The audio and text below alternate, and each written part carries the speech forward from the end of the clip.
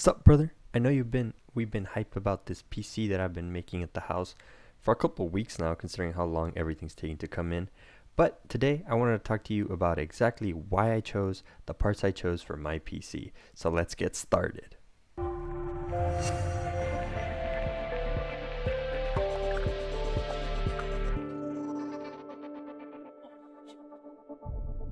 First thing I want to talk to you about is my CPU. CPU I went with was a Ryzen 5 3500. I didn't go with the 3500X, which usually costs around $30 to $40 more, but because I did a bunch of research and I found out that the performance is only about 5% better, 2 to 5% better on the X than on the non-X model. And I thought, let me save myself $50 and make sure that I get a good PC that's going to be a good computer CPU that's going to be able to run everything that I needed to run, play all the games I need to play at 1080p and have a good time with them and not have a problem. It was at $168 when I bought it. It has gone up to $186, which is crazy that it went up almost 20 bucks in like a week, because I bought this PC a week ago. So really surprised me that the price went up that much. But if you want to like hang around, wait a little bit, let this corona thing kind of settle down again for a little bit, and I feel like these prices might just come back down to 160, and at the end this PC should end up costing around $700 to $850. I wouldn't go any further than that. If you're paying more than that and you're not getting a monitor and peripherals with it, like a mouse and a keyboard, then I wouldn't advise. I'd advise you to wait a little bit longer, because new motherboards are coming and new CPUs are coming, and also new graphics cards are coming. The new EVGA line is coming and the new Ryzens are coming. So just if this gets any more expensive than this, if this CPU gets any more expensive than this, don't get it. This is probably at the highest I would get the CPU. Go for an older model if you want. Go for the 2600. Almost same performance. It may be a little difference of percentages, but really, if you want to find this at around 170, 174, I found it at 160, 167. There we go. That's what you want to find it at on Newegg, around 167. That's what we're looking for. But like I said, you can go to an older model, but I wouldn't recommend that, because again, it is computer, so older models start going out of the way quicker. So either wait a little bit till the next generation comes out and people start selling these and the price of this one just plummets until you can find it at $150, $160. That's what I recommend for the CPU. Alright, so next thing I want to talk about is the motherboard. I went with the brand new B550. I went with the B550M Micro because I was trying to go for a small, compact, more portable PC unit, CPU kind of case type of deal. But make sure that what you're looking for in these motherboards is you want to heat sinks.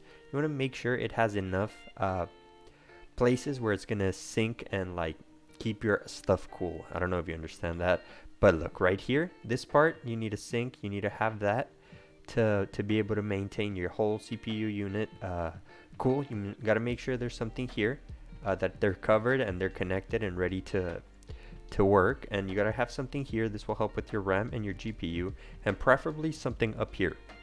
The B550 is a brand new motherboard that should help you expand into the future of the Ryzen computers, so definitely look into these B550s. Alright, the next thing you want to look at is RAM.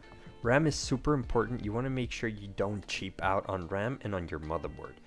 We can try to save money in other places, but I really don't like cheaping out on RAM, so I went the Ripjaws 5 DDR4. If you could try, maybe you can go DDR3, or maybe you could go with 1 RAM stick, but I really recommend that you go with the 2 RAM sticks.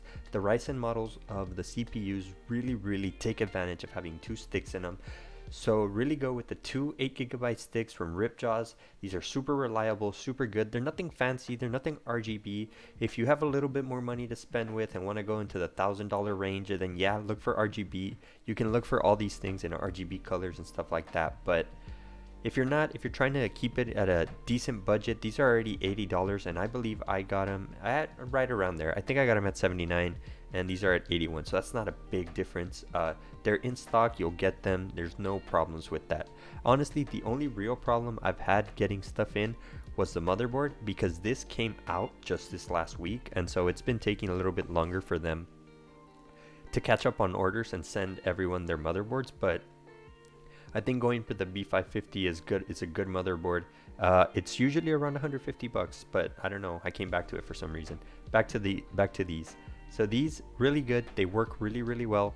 They're reliable. They're good brand. So if you're trying to get good on your RAM, try these Ripjaw 5s. All right. So now we're moving on to the drive, the solid state drive. Better yet, your storage drive. This is exactly what you need. You need a solid state drive nowadays. With how fast and how important it is to get into games fast, so you can pick your champion or drop in quicker, or be able to see where you're dropping before anyone else.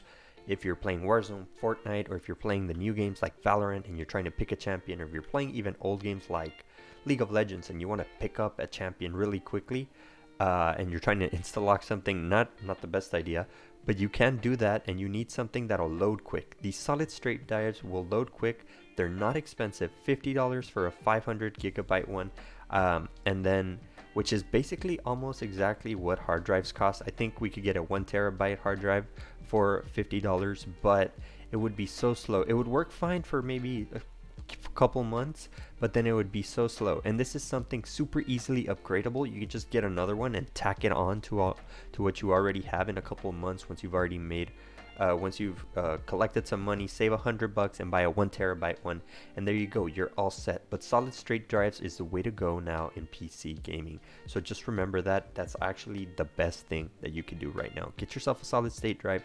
You won't regret it. Okay? Alright, so now we're going for the meat and potatoes. This is our big boy. This is what we're going to spend basically half our budget on, because this does end up being, on normal circumstances, right now it's kind of hard, and I say maybe wait a little bit, maybe kind of shop around, don't just get overexcited and order everything. But this is probably going to be pretty stable, around $300 for this part, and that is the graphics card. GTX 1660 Ti is what I went for. You can always go for the GTX 1660 Super, which I'll also put a link in the description. Both of these are great cards that have had great performance in gaming, making sure you can get anything at over 60 FPS and at 1080p with no problem. So the 1660 is really good card. And you know what's even crazier about this? If you're trying to stream, the new software or encoder that these cards come from, I think it's called the Turing architecture. That architecture pulls out a bunch of resources, and it takes them and it makes them not be on your CPU or your GPU. It's on another different chipset, another little part of these graphics cards that allow you to be able to stream while playing at 1080p, while running your streaming software, while doing everything you need to do on your computer at the same time. So just anything over the 1660 Super 6 gigabyte will give you the amazing gaming performance that you're looking for at a great budget. So just think about it. I recommend the Ti because I wanted a little bit more punch. I didn't want to be left behind on the gaming aspects, but the 1660 Super is probably like $60-$70 cheaper and can help you get there a lot cheaper and still get comparable performance. Maybe, like I said, a 5 to 10% reduced performance. But again, you start adding these percentages up and they get up. So this is the part that I went a little bit more expensive on because I really wanted to make sure I was good on the gaming side. But if you're okay with playing on medium and still having those great frame rates over 60 frames per second, then the Super might just be what you're looking for at a little bit better budget. All right, so now we're getting towards the end here, and I want to talk to you guys a little bit about the power supply. I went with an EVGA 650 watt 80 plus bronze certified semi-modular ATX power supply. I went with this power supply because I felt that it was going to work great with what I was trying to do. The 650 really gave me enough space so that I don't have to upgrade this in the future. Another thing you don't want to cheap on, especially for this part. So you want to make sure you get the 650 so that you can get an upgrade, at least go up one. You can go to a Ryzen 7 and then get the upgrade from that, and then once you want to go to a Ryzen 9 in the future, then that's when you'll have to upgrade this part too. But at least you'll be able to go one more PC higher and make sure you're not wasting too much of your money there. And you're not also overkilling it. 650 is a good 650 watts is a good overshoot. You want to have every single component of your PC having enough power to run. You don't want them to run on shortage of power. And as you guys will see at the end of this video, that's a big problem. That's not a big problem in this build, but it could be in any other builds. So just to keep that in mind. And finally, I went with the Cooler Master Masterbox 3 E300L tower case. I just got this case because I wanted a very small case, very compact case, but you guys can go with any case you want. I'll put a couple links in the description to some cases that I think are pretty good, and it's up to you guys if you guys want to go with any of those other cases. All right, so finally, let's go right here and review what we got. Ryzen 5 3600 gigabyte B550M, G-Skill Ripjaws 5 16 gigs DDR4, ADATA 512 gigabyte solid state drive, EVGA GeForce GTX 1660 Ti, Cooler Master Masterbox case with the power supply being the bronze certified semi-modular 650 watt power supply, and this thing is only going to take up about 300 watts. And the reason I say go with a 650 instead of a 450 is that you're about at 300 watts, 80 plus. So 80 plus means it's getting 80% of its power at all points, and if you 80% of 650 is a lot more than 300, which is where we want to be. But of 450 watts, it's kind of right at the borderline, and you don't want to have problems with getting this power supply unit giving enough power to your computer. Well, like I've said throughout the video, all these things are going to be down in the description down below. I will put a link to my PC parts picker list if you guys want to see this too, and I will also put a list of each individual part if you guys want to just go buy an individual part if you were here to try to figure that out.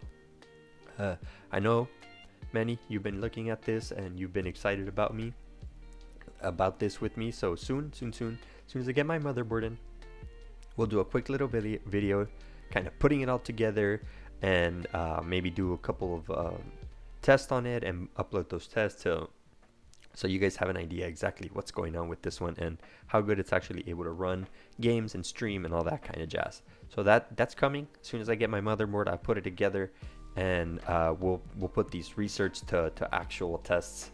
That should be here in the next couple of days. So wait for that video, guys. That video's coming, and thank you guys for everything. It was a good time, and yeah, have a good one. Like, comment, and subscribe if you haven't done so already. I'll see you guys on the next one.